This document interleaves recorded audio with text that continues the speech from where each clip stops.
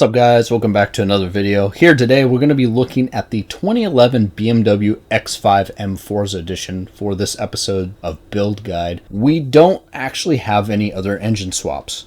So what I decided to do is, and especially on vehicles that don't have any engine swaps, we're just going to go ahead and we're going to look at everything that you can do and what my particular build is and my justification for that build. Well, without further ado, let's go ahead and jump into everything, make it very simple, very quick, and I'll show you guys some gameplay of this. Alright, so I went ahead and I went with the all-wheel drive option. I went ahead and I wanted the 10 and 10 acceleration and launch, and I just want to keep the same stock. This thing is absolutely amazing regardless, but I would consider just even going with all-wheel drive option, considering the amount of horsepower this is able to have once you upgrade it. Speaking of horsepower, let's just add some twin turbos, because why not? Now, the engine options that you do actually have are very minimal. You have the displacement, so the engine block. You have your twin turbo. I would go ahead and just upgrade it so that way you have more torque and you have more horsepower. And then the intercooler. Doesn't make a big difference. Kind of the same thing. So the only thing that you have in terms of braking or anything is the springs and dampeners. I went ahead and I went with stock. If you are going to go with another build, your options are rally or drift. And I would particularly go with the drifting option. The rally seems to take too much of the statistic off for me personally. But I would go ahead and I would go with the drifting build, considering the amount of horsepower and torque this thing does have, which we'll discuss that here in a minute. In terms of the drivetrain, let's look at the transmission, and we're just going to go ahead and go with the stock transmission. You definitely don't have any benefits statistic-wise if you're going to go with the 7 to 10 speed transmissions.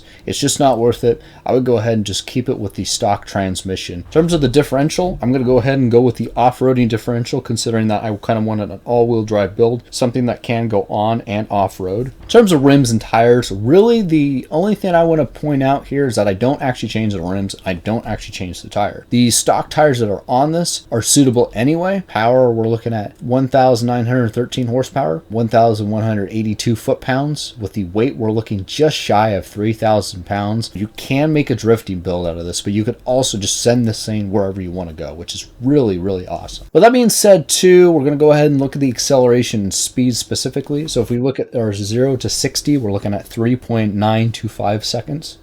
Our 0 to 100 miles per hour is going to be 8.702 seconds. And our top speed with this is a beefy 270.3 miles per hour. In terms of the tuning, I just kind of went with this configuration. I'm blanking if it's actually the stock configuration or not, but essentially what I look for in the tuning is I look for the sweet spot where I could get the most optimal top speed with the most optimal acceleration. Without further ado, this was another episode of the build guide. This one's a little bit different considering that we only have the stock engine option. I will do this kind of format in the future if there are other vehicles with only one engine option. I hope you guys enjoyed this video. If you could go ahead and like, subscribe, comment what kind of vehicles you want to see in the future, and I will see you guys later. Thank you guys so much.